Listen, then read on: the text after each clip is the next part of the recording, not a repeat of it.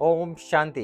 प्रजापिता ब्रह्मा कुमारी ईश्वर विश्वविद्यालय में आज ज्ञान मंथन स्टूडियो में एक ऐसी दिव्य प्रभावान व्यक्तित्व जो 26 सालों से ब्रह्मा कुमारीज में जुड़े हुए हैं और कुमार जीवन व्यतीत कर रहे हैं। ऐसे दिव्य प्रभावान व्यक्ति आज हमारे साथ है। साथ साथ वह एक प्रकार से यज्ञ के इकोनॉमिक देखते हुए बाबा इनको टचिंग कराता है, कुछ न कुछ नया, खासकर बीके भाई बहनों के लिए, टीचर्स बहनों के लिए कुछ अपडेट करते रहते हैं।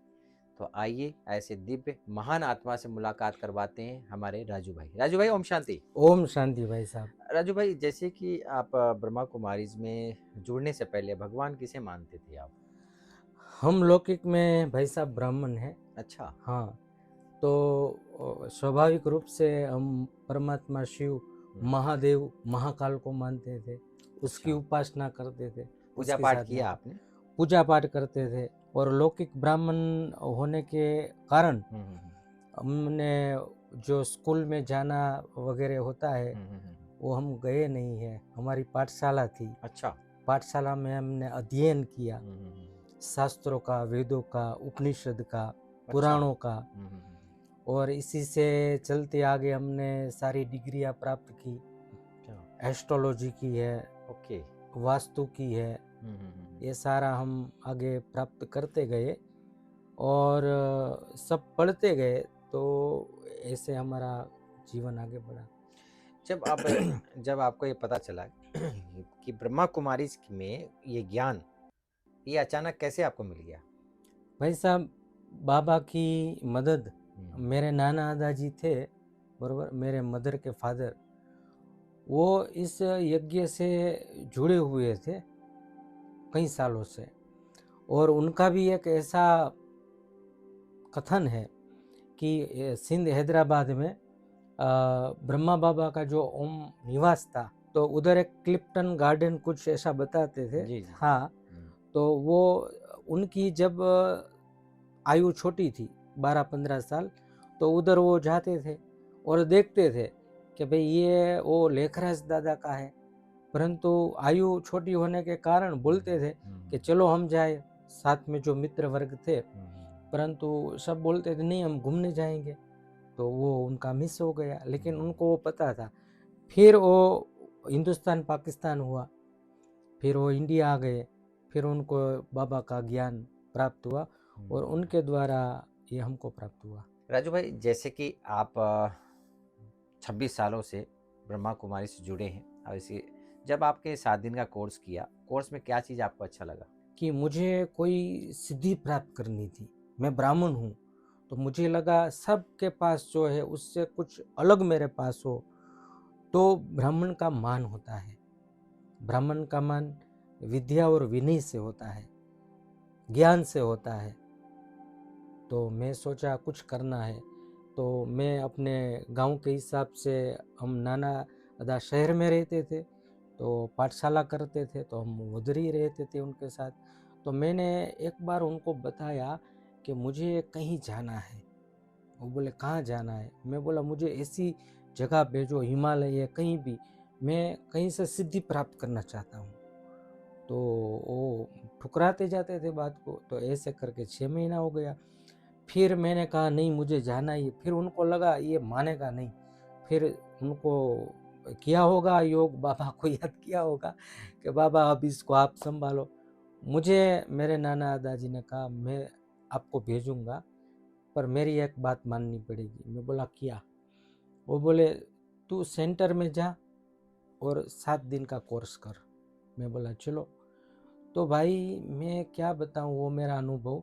मैं गया, सेंटर पे पाँव रखा, नाना दादाजी, छोटा था मैं, नाना दादाजी ने, हमारे बहन है राजकोट के, रशीला दीदी, तो बोला बहन ये मेरा भांजा है और इसको कोर्स करना है। तो बहन ने कहा कोई बात नहीं, करा देंगे दादा। तो हम बैठे। पहले दिन बहन ने कहा आप थोड़ा इधर बैठो योग में शांति से, तो मैं बैठा।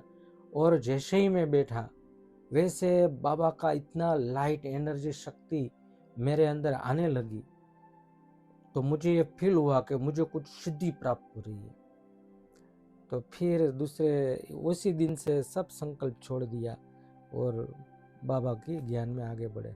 आत्मबोध हुआ आप? आत्म साक्षात्कार कहेंगे? आत्मा साक्षात्कार हुआ और उस समय जो लौकिक में हम ब्राह्मण है तो मेरा ये स्वाभाविक स्वभाव है कि हर एक ज्ञान को जानना है। तो मैं स्वामीनारायण है उसके सत्संग में जाता था, उसके साथ सब सत्संगों में गया, गुरुद्वारे भी जाता था। फिर सारे पुराण है, वेद है, उपनिषद है, गुरु नानक ग्रंथ है, फिर ये कुरान शरीफ है सारे पवित्र, आपने पढ़ाई की। सब का मैंने अनुभव किया, सब मैंने देखा। तो क्या अंतर पड़ता है कि वो सबसे अच्छा आपको कौन सा शास्त्र या ग्रंथ लगा?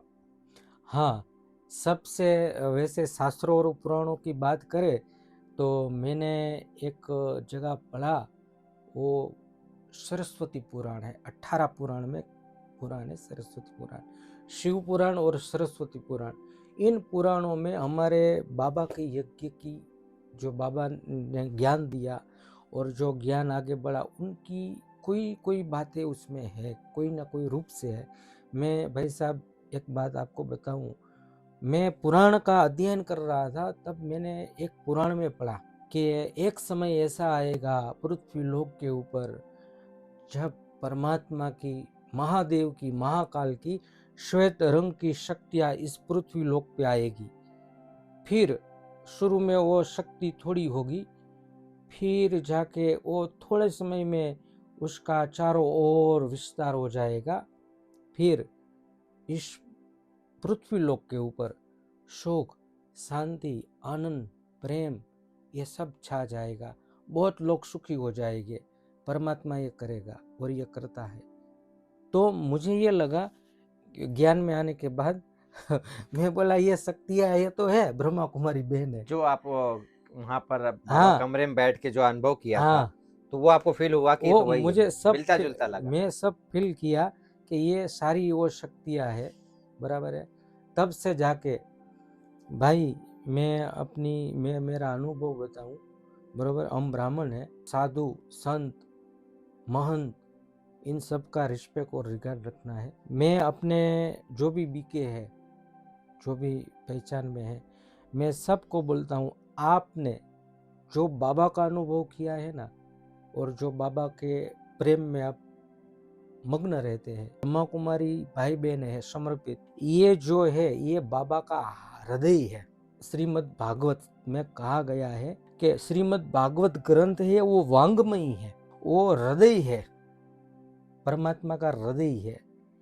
तो मैंने ये देखा कि जो ब्रह्मा कुमारी समर्पित बहनें हैं और समर्पित भाई है, वो वांग्मयी अंग है परमात्मा का। परमात्मा निराकार है और उनका ये वांग्मयी एक ग्रंथ है और अंग है, और भागवत जी का इतना मान सम्मान रखते हैं आज भी पूरे विश्व में। ये ब्रह्मा कुमार समर्पित बहन है और समर्पित भाई है, ये परमात्मा का हृदय है। भागवत गीता और मुरली में क्या अंतर है? श्रीमद् भागवत गीता है वो लोगों को जो मतलब भक्ति मार्ग के लोग हैं, उसमें सब लोग पढ़ते हैं, रेगुलर पढ़ते हैं, उनको भी कुछ ना कुछ अनुभव होता है और शक्ति मिलती है। ये मेरा एक अनुभव है जो मुझे भी प्राप्त हुआ था। और अभी जो मुरली है, ये महावाक्य है ना, मैं एक एस्ट्रोलॉजर के हिसाब से बताऊं, ये है ना, ये पूरा हमारा एस्ट्रोलॉजी है। मुरली है वो एस्ट्रोलॉजी से ऊपर है। एग्जाम्पल के लिए बता रहा हूँ, तो उसमें हमारा सारा भविष्य, एक तो हमारा भूतकाल है वो सारा सेट होता है, फिर हमारा वर्तमान है वो सेट होता है, और हमारा जो भविष्य है वो सेट होता है। ये मैंने अनुभव किया है। और उसी आधार पर आप जीते, मैंने परमात्मा पालना का एक अच्छा अनुभव होता है मुरली से। अनुभव होता है। और भाई साहब मैं कारोबार के हिसाब से कई जगह जाता हूँ, दीदी मिलते हैं, बीके मिलते हैं, तो खास कर अपने भाई बहनों को मैं बोलता हूँ, बीके स्टूडेंट ब्रह्मा कुमारी से जुड़े हैं, आप दो काम कर लो। एक दिल से बाबा को याद करो, और आपके जो भी निमित्त है, टीचर्स बहन है, समर्पित है, और जो यज्ञ है, उनको आप दिल में और सर पे बिठा लो, मन से। बोलने की आवश्यकता नहीं है, मन से, दिल से आपका बेड़ा पार होने लगेगा। ये मेरा अनुभव है, इतनी ताकत है। ये आपने बहुत ही गहरा रहस्य आपने खोल दिया है ये वास्तव में यज्ञ और यज्ञ पिता और यज्ञ ब्राह्मण जो पालना में पल रहे हैं समर्पित भाव से, ये रिस्पेक्टेड, जिसको रिस्पेक्ट करने से हम दूसरों उनका जो वाइब्रेशन से कहते हैं कि मैग्नेट, एक लोहा जो है मैग्नेट से अगर टिक जाता है वो भी मैग्नेटिक बन जाता है। तो बहुत अच्छी बात बताई आपने। राजू भाई, जैसे कि आपके जीवन में कोई परिस्थितियां आती हैं, वो परिस्थितियों को कैसे पार करते हो? जैसे मानसिक रूप से, शारीरिक रूप से, आर्थिक रूप से। आज तो आर्थिक रूप से आप सशक्त हो, हर तरह से कारोबार कर रहे हैं, लेकिन कोई ना कोई परिस्थितियां आती है, सामाजिक रूप से भी आती है, उससे पार कैसे करते हैं आप? मैं ब्राह्मण हूँ, इसके हिसाब से मैंने सारा वास्तु का, एस्ट्रोलॉजी का, कर्मकांड, कथाएँ बहुत किया है। और जो चाहने वाले हैं पुराने, वो हमको बुलाते रहते हैं। जो प्रयोग है, मैं उन लोगों को भी, नॉन बी के जो है मेरे से जो कार्य कराते हैं, उन लोगों को भी मैं इतने अच्छे प्रयोग बताता हूँ, बराबर, बाबा के, बराबर। तो वो प्रयोग है ना, वही योग है, और योग है वही जीवन है। मतलब प्रयोग, प्रयोग के बिना कुछ सिद्धि प्राप्त हो नहीं सकती है। सिद्धि अर्थात खाने पीने का धारणा हो जाए, वो भी एक सिद्धि है। हमारे गुस्सा है तो वो भी शांत, वो भी एक सिद्धि है। वो बाबा की याद में बैठना है और लिखना है, बाबा को बताना है, और अंदर और बाहर बस बाबा से ऑनेस्ट रहना है, तो सारी प्राप्ति होती है। तो कोई भी अगर कोई आपको गाली दे रहा हो, हम्म, तो आप बाबा को बता के उसको लेट गो कर सकते हैं। हाँ, अवश्य।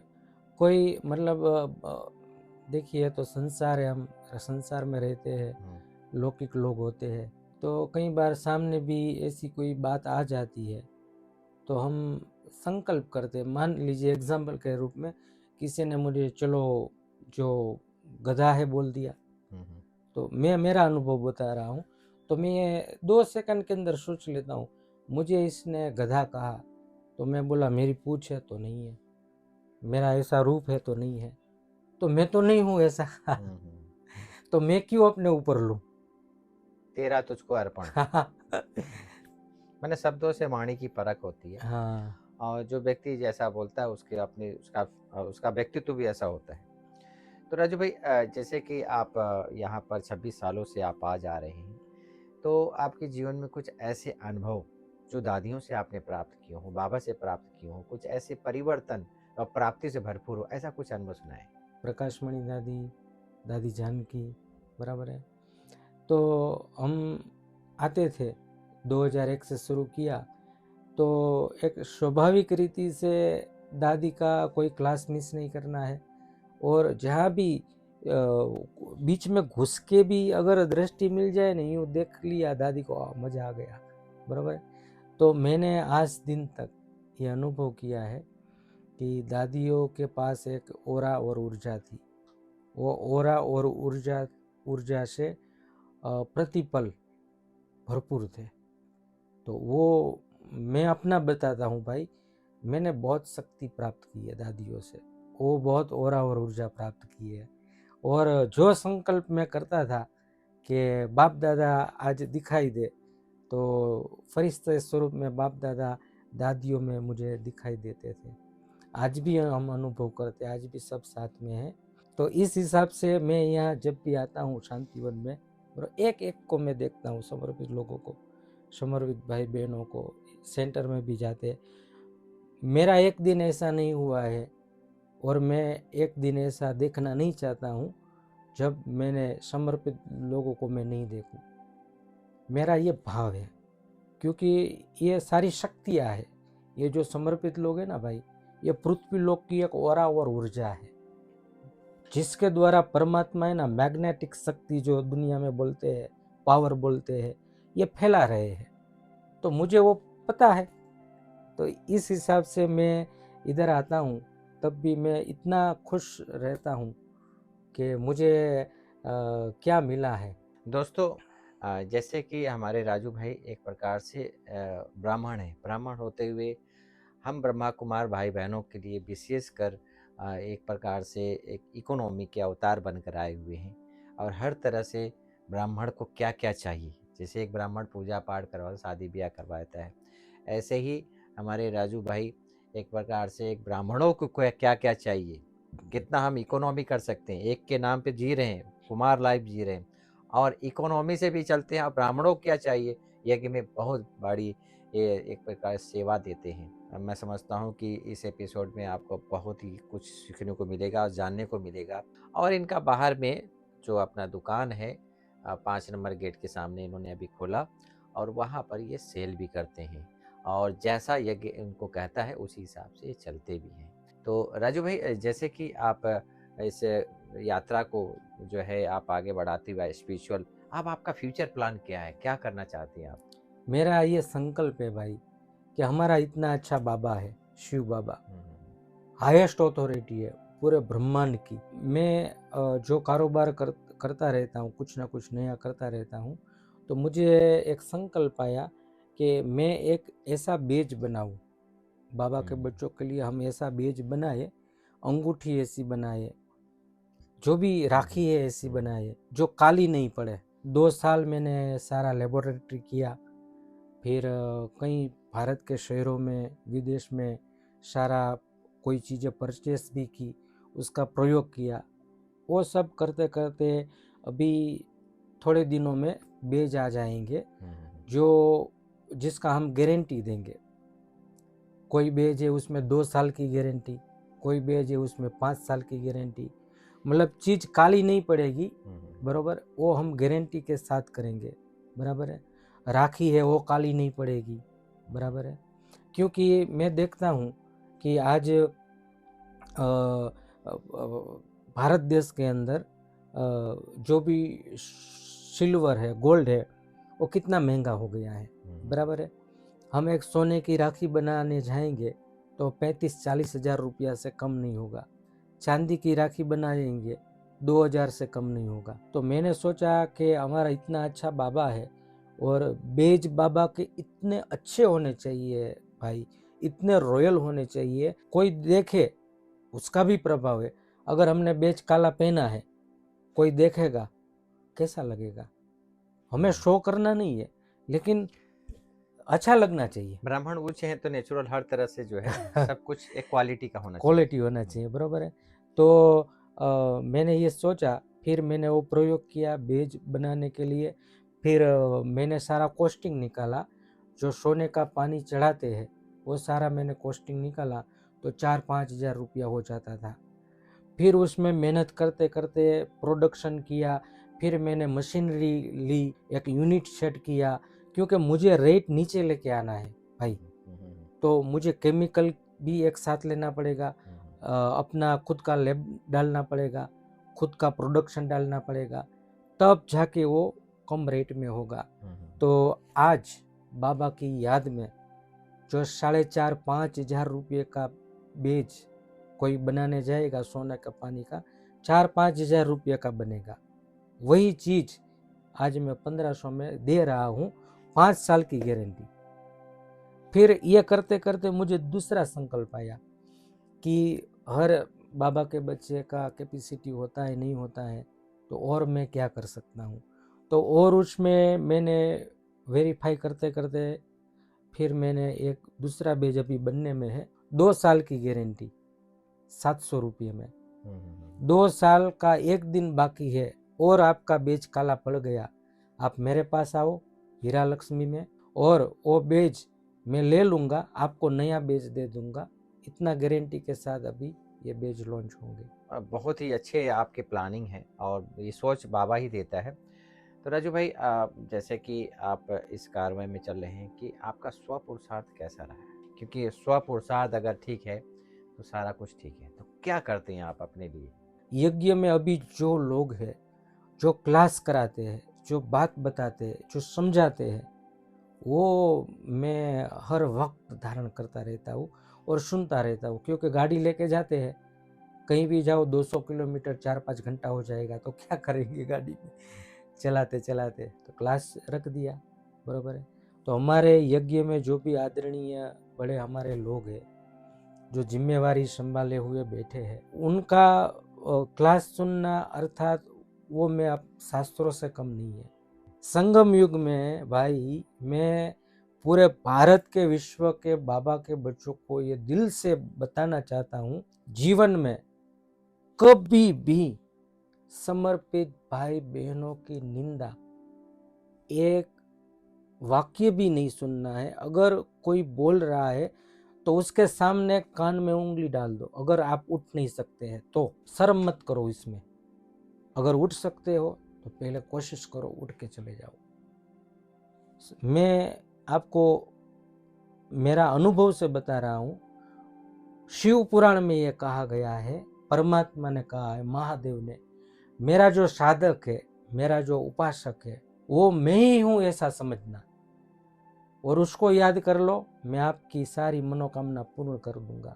पूरे भारत विश्व के बीके को ये बताना चाहता हूँ भाई कि ये अगर हो रहा है, बरो आजकल देखो ये मोबाइल में भी ऐसे ऐसे सुनते, चलो मैं सुन लूँ ये क्या बोल रहे, बीके के लिए, समर्पित के लिए क्या बोल रहे।